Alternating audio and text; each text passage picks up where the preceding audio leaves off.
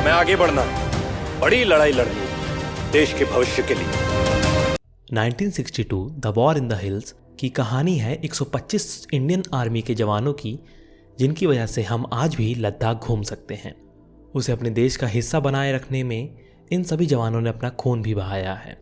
सो आज मैं इसी शो के बारे में ये वीडियो लेके आया हूँ, जिसमें मैं आपसे इसमें हुई सभी बातों को समझाऊंगा और ये 10 एपिसोड की स्टोरी को इस वीडियो में बताऊंगा।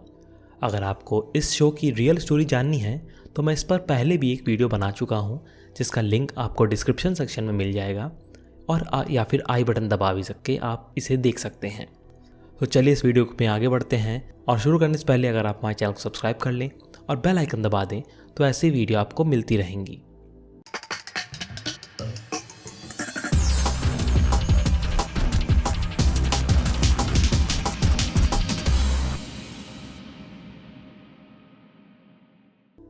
इस शो की लीड में है अभय देओल, जो कि बने हैं मेजर सूरज। उनकी कंपनी है सी कंपनी, जो कि रेवाड़ी गांव के सभी जवानों से बनी हुई है। इस कंपनी के मैक्सिमम जवान इसी गांव के थे, जिसमें से एक है अपने बाबा सुमित व्यास, जिन्होंने राम कुमार का रोल निभाया है। तो शो में चाइना की लड़ाई के साथ साथ इन सभी जवानों की पर्सनल लाइफ के बारे में भी थोड़ी रोशनी डाली गई है। पर ये वीडियो ज़्यादा लंबा ना हो जाए, इसलिए मैं मेन कहानी से ही जुड़ा रहूँगा और ये वीडियो प्रिसाइज बनाऊँगा। अब चलते हैं स्टोरी की ओर। चाइना ने सरहद पर अपनी आर्मी के कई कैंप्स बना के रख लिए थे, पर मेजर सूरज ने इसका पता लगाया और हाई कमांड को इन्फॉर्म किया कि कभी भी चाइना अटैक कर सकता है। चाइना सबसे पहले रिजू पोस्ट पे कब्जा कर लेता है, जो कि ईस्टर्न फ्रंट में नेफा में होता है। नेफा का फुल फॉर्म है नॉर्थ ईस्टर्न फ्रंटियर एजेंसी, जिसमें अरुणाचल प्रदेश और आसाम के कुछ हिस्से आते हैं। तो इंडिया से 2 छोटी टीम बनाई जाती हैं, मेजर खट्टर की और मेजर सूरज की, उसे रिकैप्चर करने के लिए। फिर मेजर सूरज उस पोस्ट को रिकैप्चर भी कर लेते हैं, पर यह पता चलता है कि चाइना ने काफ़ी अच्छी होल्ड बना के रखी है सीमा के पार। अब चाइना में मेजर लिन को लद्दाख और नेफा पे कब्जा करने का ऑर्डर दिया जाता है और प्लान बनता है कि पहले नेफा पे अटैक करेंगे, फिर लद्दाख पे। और इंडिया यहाँ फॉरवर्ड पॉलिसी अपनाने की बात करता है। अब मैं आपको बताता हूँ कि ये फॉरवर्ड पॉलिसी क्या चीज़ थी। इस पॉलिसी के अनुसार इंडिया अपने बॉर्डर पे यानी कि मैकमोहन लाइन पे आर्मी पोस्ट बनाने वाला था और जो रीजन न्यूट्रल था वहाँ पे पेट्रोलिंग भी स्टार्ट करने वाला था। और इसी को मुद्दा बना के चाइना ने ये वॉर स्टार्ट किया और चाइना ने इंडिया की कई पोस्ट कैप्चर भी कर लिए और उन्होंने स्टार्ट किया नेफा से। और सूरज जो छुट्टी पर था उसे नेफा पे अपनी कंपनी के साथ रिपोर्ट करने के लिए बोला गया। मेजर सूरज और उसकी कंपनी को अपने पहला टास्क मिला टूका पोस्ट कैप्चर करने का और रात के अंधेरे में वो टूका पोस्ट कैप्चर कर लेते हैं और उनको ऑर्डर मिलता है वो पोस्ट होल्ड करने का। पर एक चाइनीज सिपाही उनके हाथ से छूट जाता है और अपने हेड को इन्फॉर्म कर देता है। और सुबह जब सी कंपनी री-इन्फोर्समेंट का वेट कर रही होती है, तब तक चाइनीज़ फोर्स अटैक कर देती है और चारों तरफ से घेर लेती है। अब पूरी कंपनी को सरेंडर करके रिट्रीट करना पड़ता है और यहाँ तेजपुर तक चाइना कब्जा कर लेता है। और अब यहाँ प्राइम मिनिस्टर ऑफिस में पीएम फॉरवर्ड पॉलिसी में जो लोग इन्वॉल्व थे उनको फायर कर देता है और नई स्ट्रैटेजी बनाने लगते हैं। और चाइना उधर लद्दाख पे अटैक करने का प्लान बना रहा होता है और उनका प्लान होता है कि पहले चुशुल पे कब्जा किया जाए, जहाँ पे इंडियन एयरफोर्स की एयर स्ट्रिप है। और अब कर्नल बन चुके लिन इंडिपेंडेंस डे के दिन चुशुल पे कब्जा करने का प्लान बनाते हैं और मोर्टार फायरिंग भी स्टार्ट कर देते हैं। और उधर चाइना इंडिया को नेफा के बदले आस्काई चीन मांगता है और लगातार लद्दाख पे अटैक करता रहता है। और यहाँ पे इंडिया वॉर अफोर्ड करने की भी हालत में नहीं होता। और उधर लद्दाख पे अटैक हो ही रहा होता है कि सभी को बारामुल्ला रिपोर्ट करने को बोला जाता है।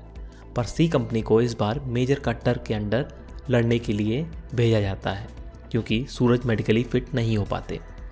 अब चाइनीज आर्मी से भी बड़ा दुश्मन सामने आता है, वो होता है लद्दाख की ठंड, क्योंकि बिना विंटर क्लोथ्स के उस जगह सर्वाइव करना बहुत मुश्किल था। तो सकला की तरफ जाने के रास्ते में बड़ी तकलीफ़ों का सामना करना पड़ता है सबको। कोई हाई एल्टीट्यूड सिकनेस का शिकार हो जाता है तो कोई हेलुसिनेशन का, और कई सिपाही रास्ते में ही अपनी जान से हाथ धो बैठते हैं।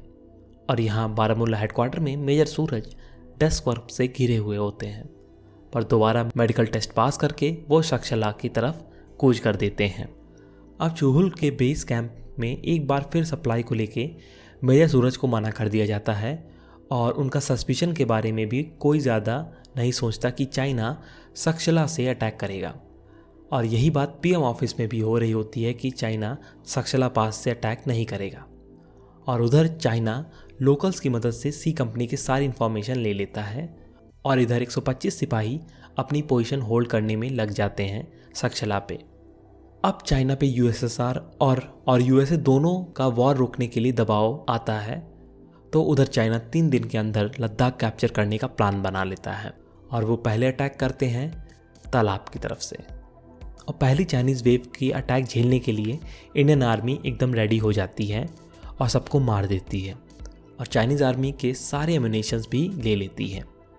अब सुबह हुई चीन की दूसरी वेव अटैक कर देती है जो पिछली बार से बहुत बड़ी थी और इस बार 3000 सिपाही होते हैं। अब असली जंग शुरू होती है, बोथ स्ट्रैटेजिकल और फिजिकल। ये लड़ाई हैंड टू हैंड कॉम्बैट तक भी पहुंच जाती है।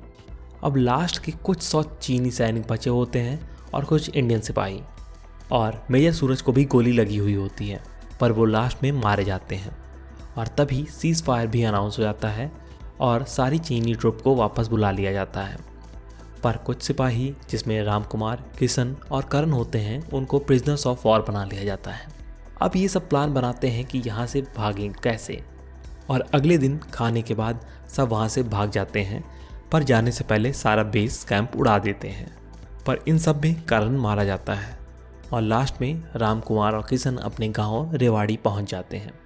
तो ये था मेरा वीडियो जिसमें मैंने बात की जो भी कुछ हुआ इस शो में।